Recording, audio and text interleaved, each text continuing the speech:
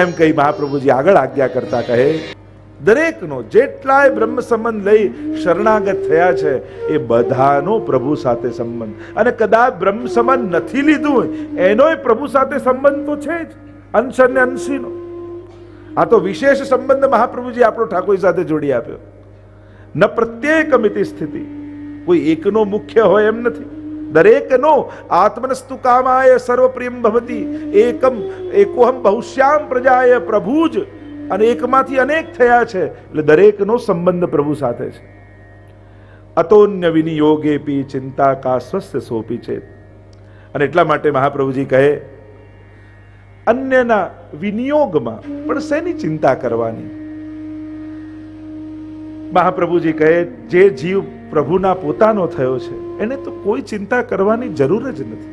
ઠાકોરજી એને પોતાનો ગણ્યો છે.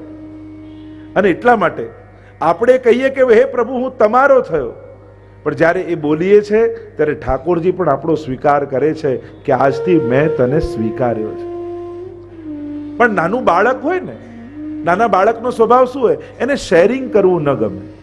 તમે નાના બાળક પાસે એક રમકડું લઈને આવો અને એને કહો કે ચલો બંને ભાઈઓ સાથે રમજો, જેને આપ્યું હોય ને એ બીજાને ના આપે. એમ કે આ વાટીને ખાજે. નાના બાળકના સ્વભાવમાં શેરિંગ હોતું જ નથી. એને વાટીને ખાવું ન ગમે, એને બધા જોડે પોતાની વસ્તુ વેચવી ન ગમે. એને કે આ તો મારી છે, મને લઈને આપી છે. એમ મહાપ્રભુજીએ જ્યારે તમને ઠાકોરજીને સોંપ્યા કે આજથી આ જીવ તમારો થયો, તો તમને શેર કરવાય ઠાકોરજીને સંસાર જોડે ગમતું નથી. કે મહાપ્રભુજીએ મને આપ્યો છે, આ તો મારો થયો છે, આ પોતે બોલ્યો છે કે હું તમારો થયો. અને તમે જ્યારે ઠાકોરજીને એમ કહો છો તમે મારા, અને તમે પછી એમ કહો કે ના પ્રભુ આ સંસાર જોડે મને શેર કરો, ઠાકોરજી કે એ મને નહીં ફાવે. મને આપ્યો છે એટલે તું મારો. એટલે મહાપ્રભુજી કહે કે જો ઠાકોરજીએ તમને પોતાનો ગણ્યો છે પછી ચિંતા શું કરવાની? એને પોતાના કરીએ કરો કૃપા, હું કરું વિનંતી, પોતાનો કરી જાણો. વલ્લભાખ્યાનમાં આપણે કહ્યું ને કે સૌથી મોટી કૃપા એ છે જ્યારે જીવને ઠાકોરજી પોતાનો કહે. અને વાર્તા સાહિત્યમાં અનેકવિધ એવા પ્રસંગો છે, અનેક પ્રસંગો કે જ્યાં ઠાકોરજી ભક્તને કહે છે તું મારો છો.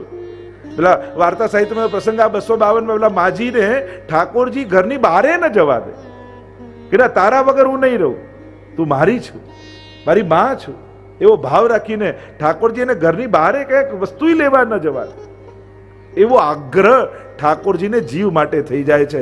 એમ કહીને આગળ ચોથા શ્લોકમાં મહાપ્રભુજી આજ્ઞા કરે કે જ્યારે જ્ઞાનથી જીવ સમજપૂર્વક શરણાગત થયો તો એને તો આ ભાન રહે, પણ ઘણા જીવ એવા છે જેને સમજ નથી ને પ્રભુના થઈ ગયા, તો એનું શું? અને એનો ઉત્તર આપતા મહાપ્રભુજી આજ્ઞા કરે, અને પોતાના પ્રાણ કૃષ્ણને સોંપી દીધા છે, પછી તેણે શું ચિંતા કરવાની હોય?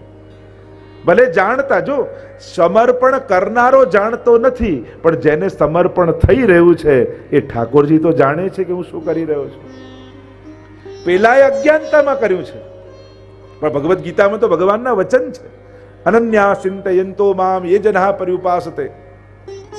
એ અનન્ય ભાવથી જેને મને ભજ્યા એના પર તો કૃપા પ્રભુ કરે જ છે અને સુલભ થઈ જાય છે. અને યોગક્ષેમમ વહામ્યમ એવી પણ વાત કરી. પણ અજ્ઞાનથી પણ જે જીવ આવ્યો, અજામિલના આખ્યાનમાં જ્યારે અજામિલ પુત્રને મોહવશ થઈને પુકાર કરે છે, પ્રભુના નામનું નારાયણ નારાયણ પુકારે છે દીકરાને, પણ સાંભળે છે ભગવાન. અને પોતાના દૂતોને મોકલે છે પરમાત્મા, પાર્ષદોને મોકલે છે. એક બાજુ યમદૂતો આવ્યા છે, બીજી બાજુ ભગવાનના પાર્ષદો આવ્યા છે. બંને વચ્ચે ચર્ચા થાય. યમદૂતો કહે કે આ તો પાપી છે, બ્રાહ્મણ હોવા છતાં બ્રાહ્મણનું કર્તવ્ય આણે કર્યું નથી, આને તો યમલોક લઈ જઈશું. ત્યારે ભગવાનના પાર્ષદો કહે આણે છેલ્લી ઘડીએ ભગવાનનું નામ લીધું છે, અરે પણ દીકરાને વશ લીધું છે. કે ભલે દીકરાને વશ લીધું હોય, અજ્ઞાનાત અથવા જ્ઞાનાત ઉત્તમલા શ્લોક નામ યત સંકીર્તતમ અઘમ પુંસો દહે દેદો યથાનલ. ભાગવતજીમાં કહ્યું અજ્ઞાનાત અથવા જ્ઞાનાત ઉત્તમ શ્લોક નામ યત, જ્ઞાનથી કે અજ્ઞાનથી જેણે પણ ભગવદ નામ લીધું યા ભગવાનનો આશ્રય કર્યો, આ ભગવાનનું નામ તો અગ્નિ જેવું છે. અગ્નિમાં જાણતા લાકડું નાખો કે અજાણતા પડી જાય, અગ્નિનો સ્વભાવ છે એ લાકડાને બાળી જ નાખે. એમ જ તમે જાણતા શરણે ગયા કે અજાણતા ગયા, તમે નથી જાણતા પણ શરણે લેનારો તમને જાણે છે, એટલે તમારા ઉપર ચોક્કસ પ્રભુની કૃપા થશે. પછી શું ચિંતા કરવી? અહીંયા મહાપ્રભુજી કહે કે ભલે અજ્ઞાનથી શરણે ગયા, પણ શરણે ગયા એ મોટો સદગુણ છે. અજ્ઞાનાદ અથવા જ્ઞાનાદ કૃતમાત્મ નિવેદનમ યહી કૃષ્ણ સાકૃત પ્રાણી તેષામ કા પરિદેવના. જેના પ્રાણ કૃષ્ણ થઈ ચૂક્યા છે એને કોઈ પ્રકારની ચિંતા કરવી નહીં. અને એટલા માટે ઘણીવાર ઘણા પાઠ કરીએ, સેવા કરીએ, કીર્તન કરીએ, ઘણીવાર આપણે એને નાય જાણતા હોઈએ, એનું મહાત્મા આપણને ખ્યાલ ન હોય. એ તીર્થોમાં ગયા હોય, બેઠકમાં ગયા હોય, હવેલીમાં ગયા હોય, પણ ઠાકોરજી જાણે. તમે અને શ્રી પુરુષોત્તમમાં વિશ્વાસ રાખી જેણે નિવેદન કર્યું છે, અજ્ઞાનથી જો પ્રભુ સ્વીકાર કરતા હોય તો જેણે તો ભરોસો રાખી, જ્ઞાન રાખી ઠાકોરજીને નિવેદન કર્યું છે કે હું શું કરવા જઈ રહ્યો છું, શરણાગતિ એટલે શું, શરણાગત થયા પછી જીવનું કર્તવ્ય શું, આ બધી સભાનતા સાથે જેણે ઠાકોરજીને નિવેદન કર્યું છે. વિનિયોગેપી સા ત્યાજ્યા સમર્થો હિ હરિસ્વત. એણે તો કોઈ પણ પ્રકારની ચિંતા કરવી નહીં કે મારું ઠાકોરજીએ સ્વીકાર કર્યું હશે કે નહીં નિવેદન, ઠાકોરજીએ મને સ્વીકાર્યો હશે કે નહીં, અપનાવ્યો હશે કે નહીં. આ વિનિયોગની ચિંતા. અને વિનિયોગની ચિંતા બે પ્રકારની છે, એક સ્વ શરણાગતિ બાબતની અને બીજી સ્વ સેવા બાબતની. આ બે પ્રકારની ચિંતા થાય.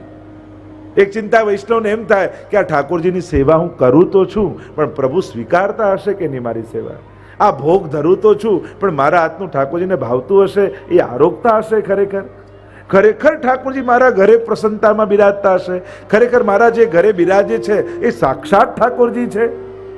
આવી અનેકવિધ પ્રકારની સેવા બાબતની ચિંતા પણ વૈષ્ણવને થાય છે. મહાપ્રભુજી કહે કે ક્યારે પણ જેણે શરણાગતિ કરી છે એને ભગવત સેવા બાબતની ચિંતા યા શંકા નહીં કરે. કારણ મહાપ્રભુજીએ સાક્ષાત પુષ્ટાવીને તમારા ઘરે ઠાકોરજી પ્રગટ પુરુષોત્તમ નંદ નંદન પધરાવ્યા છે. એટલે તમારી દરેક સેવા ઠાકોરજી ચોક્કસ સ્વીકારે જ છે. ક્યારે પણ શંકા નહીં કરવી, ક્યારે પણ પરીક્ષા નહીં કરવી. નહીં તો ગણપતિજીએ દૂધ પીધું ને ત્યારે ઘણા ઠાકોરજીમાં ટ્રાય કર્યો હતો. ઘણા લોકોએ કે અમે ઠાકોરજીમાં, મેં કીધું આજ સુધીની સેવા ગઈ, કારણ કે આજે પીવડાઈને તમે સાબિત તો એ જ કર્યું કે આજ સુધી ધરાવ્યું એ ઠાકોરજી પીધું નથી. આજે પીવડાઈને સાબિત તો એ જ કર્યું ને કે તમને એ ભરોસો છે કે આજ સુધી જે ધર્યું ને એ નહોતું આરોગ્યું ઠાકોરજી, એટલે આજે ટ્રાય કરો. અરે હસ હસ દૂધ પીવત હે નાથ, એ તો આરોગ્ય જ છે, એ તો પીએ જ છે. અને એક વસ્તુ યાદ રાખજો, અરે વિષ લગાડીને આવેલી પૂતનાનું પયપાન કરી એને માની ગતિ આપી, તો જે પ્રેમથી કટોરીમાં ભોગ ધરે એને ઠાકોરજી કઈ ગતિ નહીં આપે. વિષ લગાડીને જે દૂધ પાય તો 7 ઘૂંટ ભર પીજે લાલા, ધોરી કોપય પરમ રસાલા. નિત્ય લીલામાં કહ્યું 7 ઘૂંટ પીએ, 7 અવસ્થાનું દાન ઠાકોરજી કરે. પ્રેમ, આસક્તિ, વ્યસન, આવેશ, પ્રવેશ, ત્રપા અને મૂર્છા. આ પ્રેમની 7 અવસ્થાનું દાન 7 ઘૂંટ ભર પીને ઠાકોરજી કરે છે ભક્તને. તો સેવા બાબતની ક્યારે શંકા નહીં કરે. અને એમાંય આગળ અનેક પ્રકારની શંકાઓની ચર્ચા વાર્તા સાહિત્યમાં ભાવ પ્રકાશમાં કહ્યું છે. કેવી શંકાઓ થાય કે આટલું ભોગ ધર્યું, આખું અન્નકૂટ યા 56 ભોગ, તો લાલન તો નાનકડા છે, આ બધું આરોગતા હશે. આ અતિશયોક્તિની આ વાર્તા સાહિત્યમાં આવે છે કે આવી શંકા પણ નહીં કરવી. પ્રભુ તો દ્રષ્ટિ માત્રથી બધાનો અંગીકાર કરી લે છે. પુષ્ટિ માર્ગમાં છે ને, દરેક વસ્તુ ક્રિયા દ્વારા જ સ્વીકાર થાય એવું જરૂર નથી. તમારા પર દ્રષ્ટિ કરે તોય આશીર્વાદ મળી જાય. કૃપા કટાક્ષ નિહારો શ્રી વલ્લભ, કૃપા કટાક્ષ નિહારો, મેરી કૃતિ જિન નહીં દેખો, અપનો બિરદ વિચારો. એક વસ્તુ યાદ રાખજો, ભગવાન દર્શન બધાને આપે છે પણ નજર બધાને આપતા નથી, દ્રષ્ટિ બધાને આપતા નથી. એટલે પૂતના આવીને ઠાકોરજી નેત્રો બંધ કરી લીધા, દ્રષ્ટિ ના આપી, દર્શન આપ્યા. ખોળામાં પહોંચી ગયા પણ દ્રષ્ટિ ના આપી. એમ ઠાકોરજી સન્મુખ હજારો લોકો દર્શન કરવા આવે, બધાને ઠાકોરજીના દર્શન થાય પણ ભગવાન બધાને નજર ના આપે. એ કોના પણ દ્રષ્ટિ કરે જેના મુખમાં શ્રી વલ્લભનું નામ હોય એના પર શ્રીનાથજીની દ્રષ્ટિ પડે છે. તો એ ભાવ છે. તો આવી ભાવના પણ, આવી શંકા પણ નહીં કરવી કે આટલા નાનકડા લાલન આખો અન્નકૂટ ને 56 ભોગ આરોગતા છે. એનું સામર્થ્ય તો કેવું છે! એ તો શિલામાંથી 1000 હાથ ધારણ કરીને પ્રગટ થયા. દેખો રી હરિ ભોજન ખાત. પ્રભુ તો આરોગે છે. અને ત્યાં સુધીની વાર્તા આવી કે જે ગોવાલણ ઘરથી નીકળી ન શકી અને ઘરમાં જ માટલું લઈને ભોગ ધર્યો તો ગિરિરાજજી એવો હાથ લાંબો કર્યો કે છેક ઘરે હાથ પહોંચ્યો, ત્યાંથી માટલું લઈને આવી ગયા ઠાકોર. એટલે પ્રભુમાં આવી શંકા પણ નહીં કરે. એક બેન જ મને પૂછતા હતા, આ દૂધ ધરીએ, દહીં ધરીએ, માખણ ધરીએ, આ અથાણું ધરીએ, આ ધરીએ, તો આ બધું એક સાથે કોઈ કઈ રીતે આરોગી શકે? મેં તો તું વસ્તુ જુએ છે, ઠાકોરજી આમાં ગોપીજનોને જુએ છે. આ વસ્તુઓ નથી, આ તો ગોપીઓના ભાવ છે જે ઠાકોરજી એ ભાવનો સ્વીકાર કરે છે. કોઈનો ભાવ મીઠો છે, કોઈનો ખાટો છે, કોઈનો તુરો છે, કોઈનો કડવો છે, કોઈ તામસ, કોઈ રાજસ, કોઈ સાત્વિક, કોઈ નિર્ગુણ. આ સામગ્રી કોઈ વસ્તુઓ પદાર્થો થોડી છે, આ તો વ્રજભક્તોના ભાવનો સ્વીકૃતિ છે. અને પ્રભુ એ સમસ્ત વ્રજભક્તોના ભાવને સ્વીકાર કરે છે. વસ્તુઓ તો આપણી દ્રષ્ટિમાં આપણને ભાવ દેખાતા નથી, આપણને વસ્તુઓ દેખાય છે, પણ આપણે ત્યાં દરેક વસ્તુઓ ભાવાત્મક છે.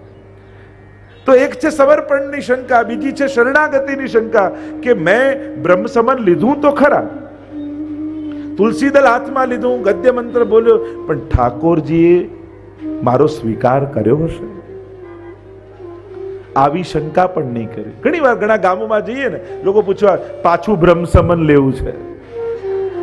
બધું આ કોઈ લાયસન્સ છે કે એક્સપાયર થયું રિન્યુ કરાવી લઈએ પાછું?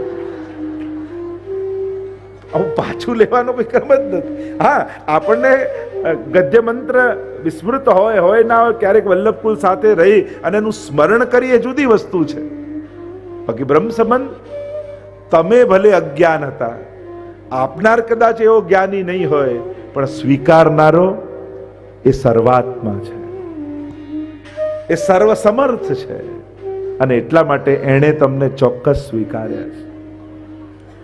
એટલે એવો ભાવ પણ ક્યારે મનમાં શંકા નહીં લાવવી કે મારું બરાબર બ્રહ્મસમન થયું તો હશે કે નહીં, મારી શરણાગતિ સિદ્ધ થઈ હશે કે નહીં, ઠાકોરજી મને સ્વીકાર્યો હશે કે નહીં. કારણ કે બ્રહ્મ સંબંધ આપે તો મહાપ્રભુજી જ છે. તમારી ભીતર રહેલા દમલાજી જ એનું સ્મરણ કરે છે અને ઠાકોરજી એનો સ્વીકાર કરે છે. એટલે ક્યારે પણ શરણાગતિ બાબતની શંકા નહીં કરવી.